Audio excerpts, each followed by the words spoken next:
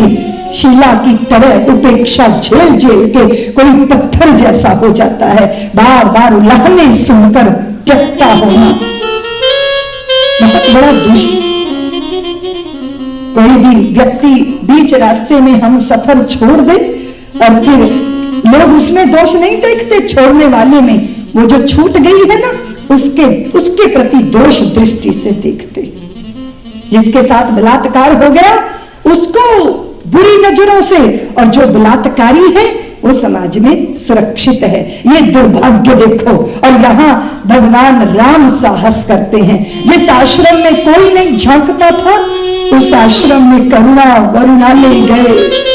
मेरे राम स्नेह की, शील की, औदारता की, उनके माथे पर औदार्य है, उनके चेहरे पर करुणा है, उनके हृदय में हलाव है, उनके भावों में वत्सलता है, और उनकी चित्त चेतना में पर दुख कातरता है। वो परित्यक्ताओं के हैं, वो अहल्याओं के हैं, वो शबरियों के हैं, वो जटाइयों के हैं, वो धोबियों के हैं, वो निषादों के हैं, और वो जो हैं जो निंदनीय हैं उनको भी उठा के अपने गले लगा लेते हैं। वो मेरे राम आज अहल्या की कुटिया आश्रम एक दीख मगमा खग मृग जीव जंतु जहानी आश्रम एक दीख मगमा।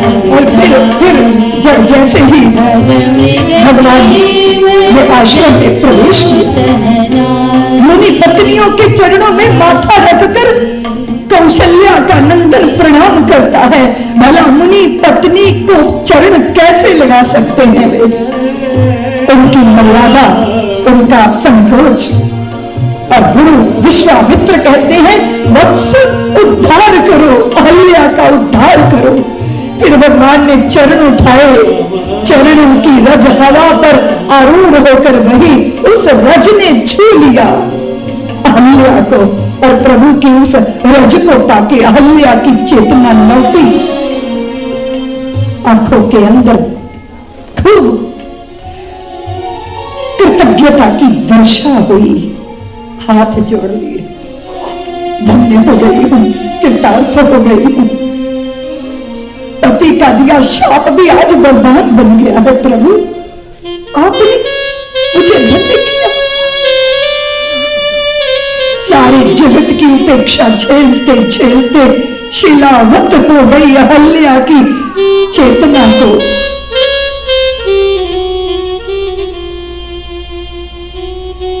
पर सत पद पावन शोक न सावन प्रगट भई तप पुंज सही देखत रघुनायक जन सुखदायक सन्मुख होई कर जोरी।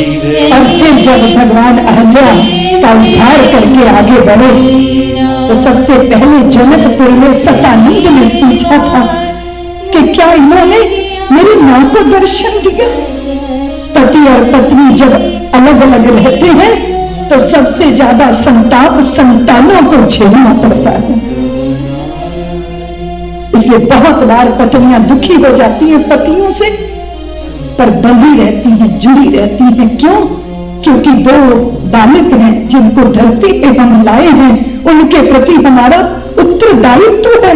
अपने कर्तव्य को जब तक पूरा नहीं कर लेते तब तक कैसे एक दूसरे से पीछा छुड़ा सकते?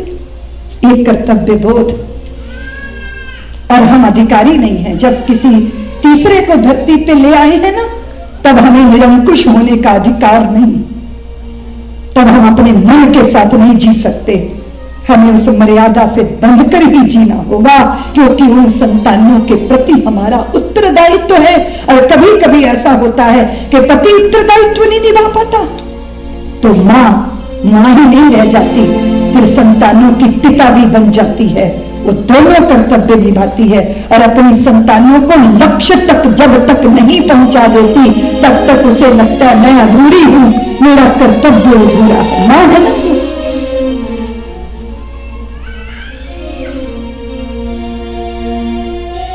और फिर चरणों में जलधार बही। अहल्या के आंसुओं ने भगवान के चरणों का अभिषेक किया। हमें चलना है जनकपुर। जनक जी तो विदेह हैं। एक होता है राग और एक होता है विराग। राग होता है जगत के प्रति और विराग की भावना जो होती है वो कहती है जगत है, जगत निंदनीय है, जगत त्याज्य है, जगत बेकार है, जगत बंधन का कारण है। तो कोई राग में पड़ा है, कोई विराग में पड़ा है। और हमारे जनक तो ऐसे विदेह राज जो लेकिन आज अवसर आ गया है। विश्वामित्र के साथ उन्होंने जैसे ही भगवान को देखा तो उनका चित्त राग और विराग से ऊपर उठ गया और वो अनुरागी बन गए। रागी होना सहज है और विरागी होना भी सहज है। या तो जगत को पकड़ लो या जगत को छोड़ दो। घड़ी का पेंडुलम या तो इधर या तो इधर या तो इधर, या तो बहुत खाएंगे या बिल्कुल ही खाना छोड़ देंगे। अरे बीच में टिक जाना, बीच में नहीं टिक सकता। संतुलन संभव नहीं है।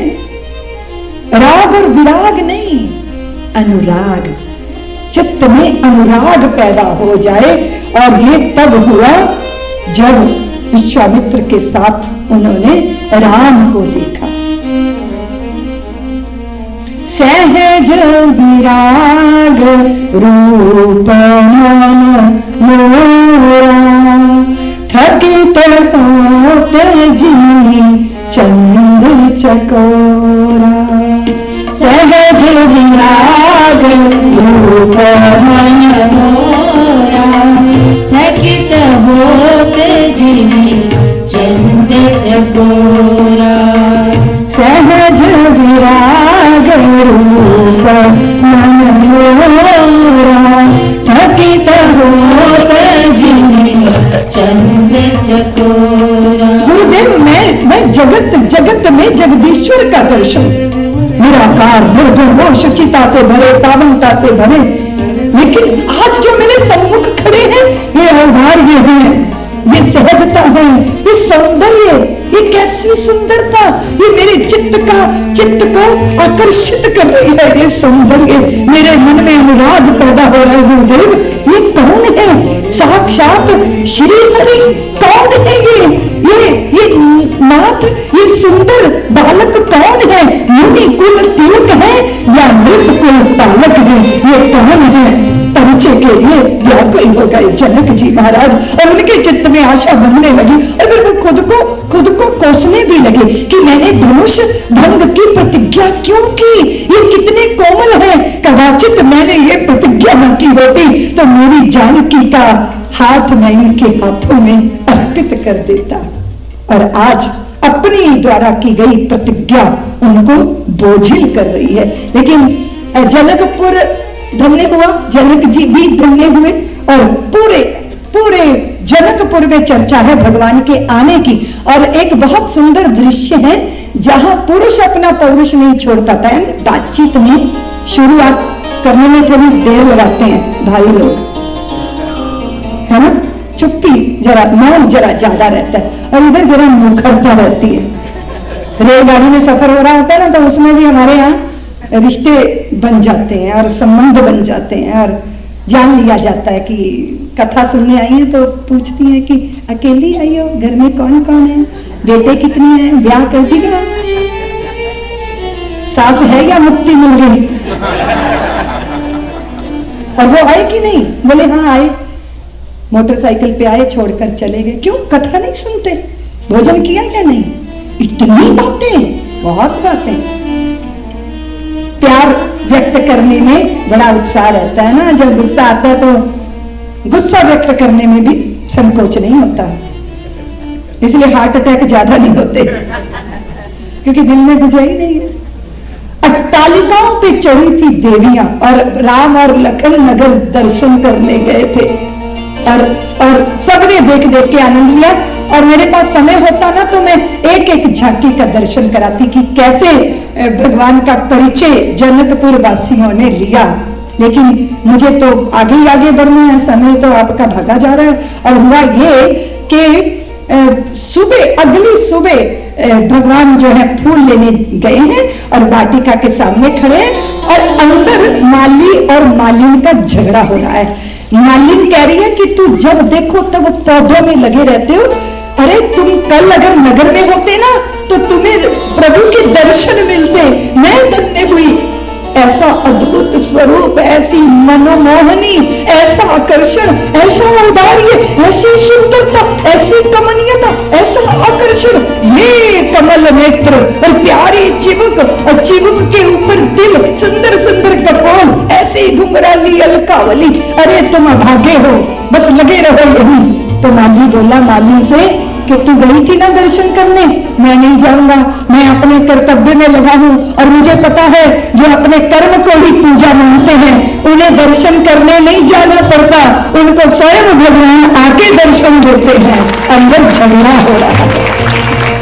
और यहाँ जैसे ही भगवान ने भीतर वाटिका में प्रवेश किया तो बहुत ही सुंदर सी झांकी है कि वो माली उनको देखकर आनंदित हो गया, चरणों में गिर गया और भगवान आज्ञा ले रहे हैं। उन्होंने कहा नाथ मैं प्रयत्न करके नहीं, उन्होंने पत्ते का दोना स्वयं बनाया और फिर पुष्प जो है वो तोड़ना प्रारंभ किया है।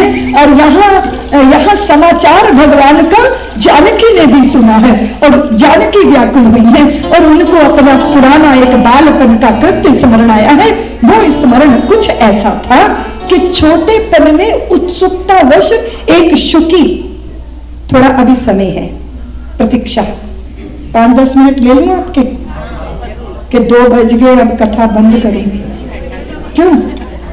और जिसको शीघ्रता होगी वो जाएगा, है ना, जो सुनना चाहेगा है?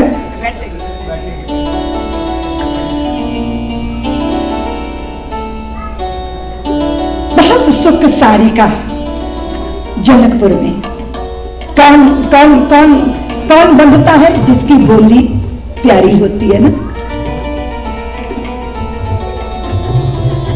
कौओं के लिए किसी ने पिंजरे बनवाए।